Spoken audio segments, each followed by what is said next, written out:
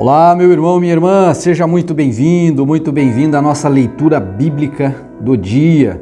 Nós estamos empenhados em lermos a Bíblia toda ao longo desse ano, uma pequena porção diária, 20 minutos no máximo. E nós, ao longo do ano, teremos lido a Bíblia toda. Nós não temos muita paciência com isso, né? Não temos muita disciplina nesse sentido, mas é necessário.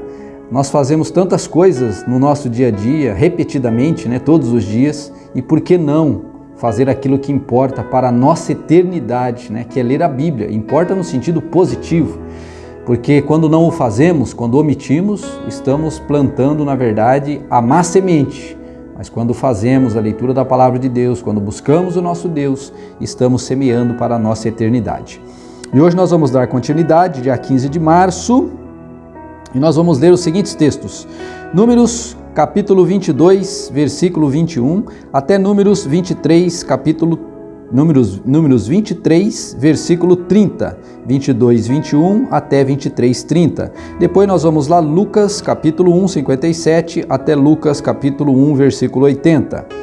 Depois nós leremos o Salmo de número 58, do versículo 1 até o versículo 11, e depois fecharemos com Provérbios, capítulo 11, versículo 12 e capítulo 11, versículo 13, esses dois versículos. Vamos à leitura, que a palavra de Deus possa falar ao seu coração. Esses textos, eles aparecem aqui na imagem e eles também estão lá no meu Instagram. Você vai poder compartilhar e também fazer as anotações que você precisa, amém? Vamos juntos então.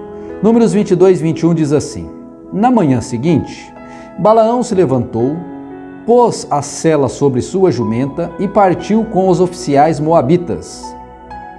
A ira de Deus se acendeu porque Balaão foi com eles, de modo que o Senhor enviou seu anjo para se pôr no caminho e impedir sua passagem. Enquanto Balaão ia montado na sua jumenta, acompanhado por dois servos, a jumenta de Balaão viu o anjo do Senhor em pé no caminho, segurando uma espada. A jumenta se desviou do caminho e saiu para um campo, mas Balaão bateu nela e a fez voltar para o caminho. Então o anjo do Senhor se pôs num lugar onde o caminho se estreitava, entre os muros de dois vinhedos. Quando a jumenta viu o anjo do Senhor, tentou passar pelo espaço apertado e espremeu o pé de Balaão contra o muro. Por isso, Balaão bateu nela outra vez. Então o anjo do Senhor foi mais adiante no caminho e se pôs num lugar estreito demais para a jumenta passar, seja pela direita ou pela esquerda. Quando a jumenta viu o anjo, ela se deitou, apesar de Balaão ainda estar montado. Num ataque de raiva, Balaão a espancou com raiva, com uma vara. Então o Senhor fez a jumenta falar: O que eu lhe fiz para você me bater 3 vezes? Perguntou ela. Você me fez de tolo, gritou Balaão. Se tivesse uma espada, mataria você. Mas eu sou mesmo a jumenta que você montou a vida toda, disse ela. Alguma vez eu fiz algo parecido? Não, respondeu Balaão. Então o Senhor abriu os olhos de Balaão e ele viu o anjo do Senhor em pé no caminho, segurando a espada. Balaão se curvou com a cabeça e se prostrou diante dele com o rosto em terra. Por que você bateu 3 vezes na jumenta? Perguntou o anjo do Senhor. Eu vim para impedir sua passagem, pois você insiste em seguir por um caminho que me desagrada. 3 vezes a jumenta me viu e se afastou. Se ela não tivesse se desviado, certamente teria matado você e poupado a vida da jumenta.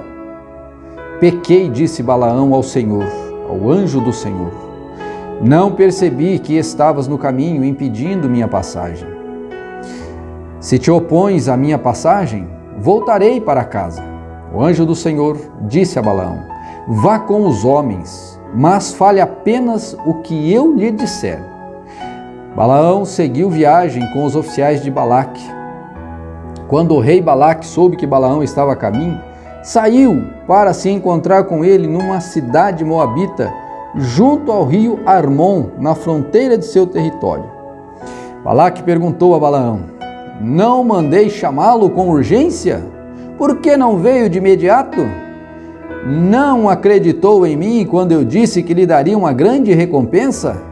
Balaão respondeu: agora estou aqui, mas não posso falar o que bem entender. Transmitirei apenas a mensagem que Deus puser em minha boca. Então Balaão acompanhou Balaque até Quiriate-Uzote. Ali, Balaque sacrificou 2 bois e ovelhas e mandou entregar porções da carne a Balaão e aos oficiais que estavam com ele. Na manhã seguinte, Balaque subiu com Balaão até Bamote Baal.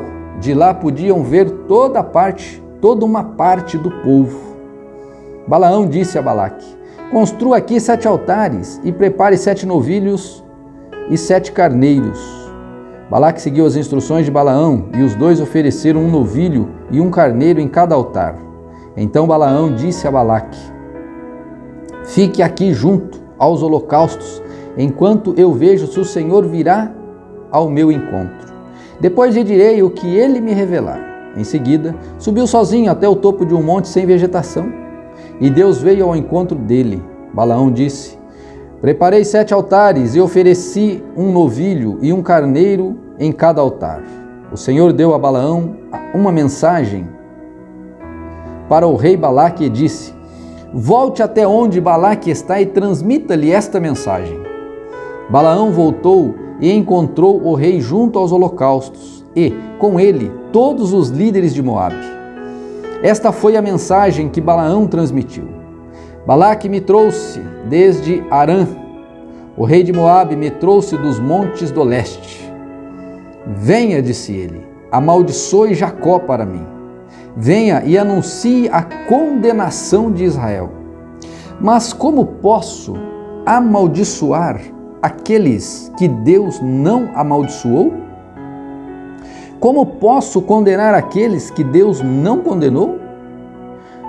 Do alto dos rochedos eu os vejo, dos montes eu os observo. Vejo um povo que vive só, separado das outras nações. Quem pode contar os descendentes de Jacó? Tão numerosos quanto o pó? Quem pode contar ao menos 1/4 de Israel? Que eu morra como os justos, que meu fim seja como o deles. Então o rei Balaque disse a Balaão: o que você me fez? Eu o trouxe aqui para amaldiçoar meus inimigos. Em vez disso, você os abençoou? Balaão respondeu: como eu poderia transmitir algo diferente daquilo que o Senhor pôs em minha boca? Então Balaque lhe disse: venha comigo a outro lugar. Dali você verá uma parte do povo, mas não ele todo. Amaldiçoe dali o povo. Então Balaque levou Balaão ao campo de Zofim, no alto do monte Pisga. Construiu ali 7 altares e ofereceu um holocausto, com um novilho e um carneiro em cada altar. Balaão disse ao rei: fique aqui junto aos holocaustos, enquanto vou ao encontro do Senhor. Então o Senhor veio ao encontro de Balaão e lhe transmitiu uma mensagem, e depois disse: volte até onde Balaque está e transmita-lhe esta mensagem. Balaão voltou e encontrou o rei junto aos holocaustos, e com ele todos os oficiais de Moabe. O Senhor disse algo a você? Perguntou Balaque. Essa foi a mensagem que Balaão transmitiu. Levanta-se, Balaque, e preste atenção. Ouça-me, filho de Zippor. Deus não é homem para mentir, nem ser humano para mudar de ideia. Alguma vez ele falou e não agiu? Alguma vez prometeu e não cumpriu? Ouça, recebi ordem para abençoar. Deus abençoou e eu não posso anular sua bênção. Quando ele olha para Jacó, não vê maldade alguma, não vê calamidade à espera de Israel, pois o Senhor seu Deus está com eles. Foi aclamado como seu rei. Deus os tirou do Egito, ele é forte como o boi selvagem. Encantamento algum pode tocar Jacó. Magia alguma pode contra o poder ou poder algum pode contra Israel.